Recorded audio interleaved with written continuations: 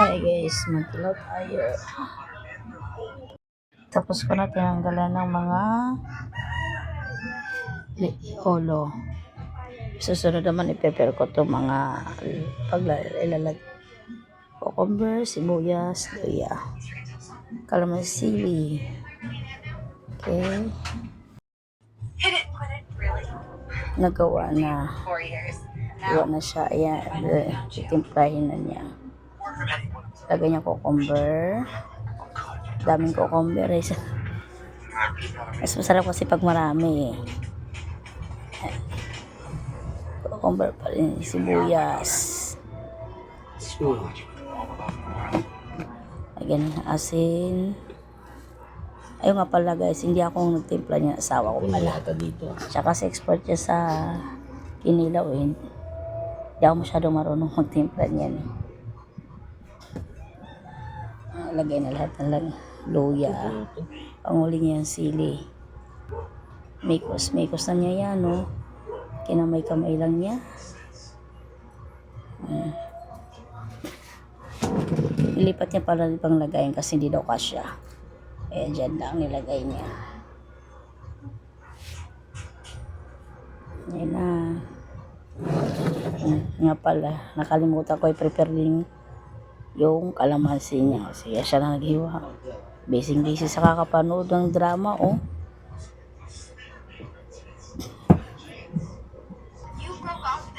Kapag nagtitimpla, nanonood. Diba guys, nakakagutom na. Namiss ko na magkilaw kasi na ang bilis. May nakita ko kanina sa palengke. Bumili na rin ako. Ay, nahalo-halo na niya.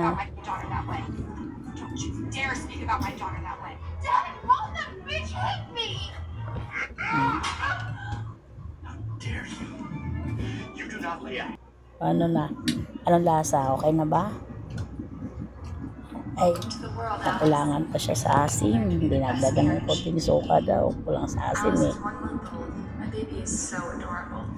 Oh, baka madami yan. Oh. Ganyan siya guys kasi nanonood kasi habang nanonood.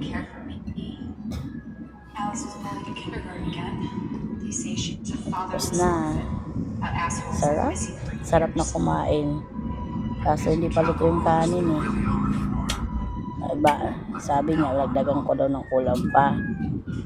Partner sa kanila, kukuha ko sa red na stock na talong.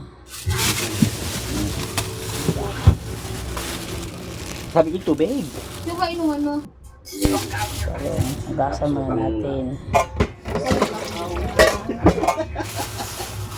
Pinakautang mo kayo? Kasi may pinakutang. Basta. Pinapunod nyo? Basta.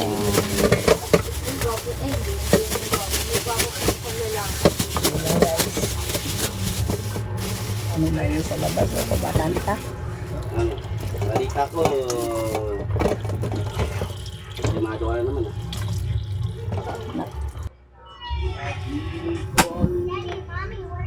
Painit ako ng tubig sa panang. Ano pa? Mantika pa. Yung ilaw doon sa labas kinuha. Mantika. Fried chicken talong. Ay, ang init. Tumatalsik. Laro kami ni George na gabi ko sa engineer. Kami na antay.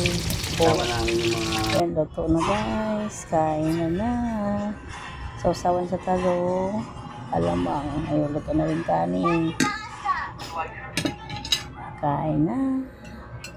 Kuha na kami sa ulam namin ngayon guys. Oh.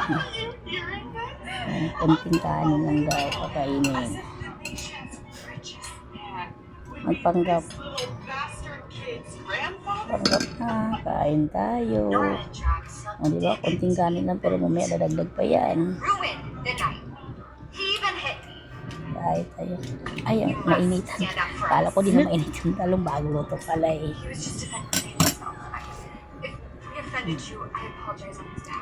Kain tayo. Kain ng si madam mo. Anong subo?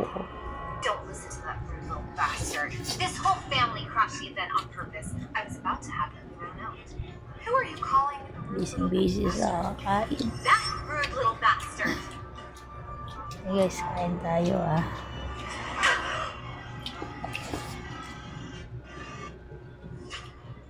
Pasensya mo na pala yung recording ko. Yung first time ko kasi gumawa ng ganito guys eh.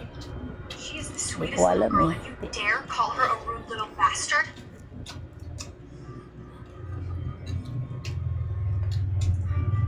You're just the sweetest thing. I could just eat you up. Kain tayo guys. Okay, kain muna ako guys. Bye bye. Good night.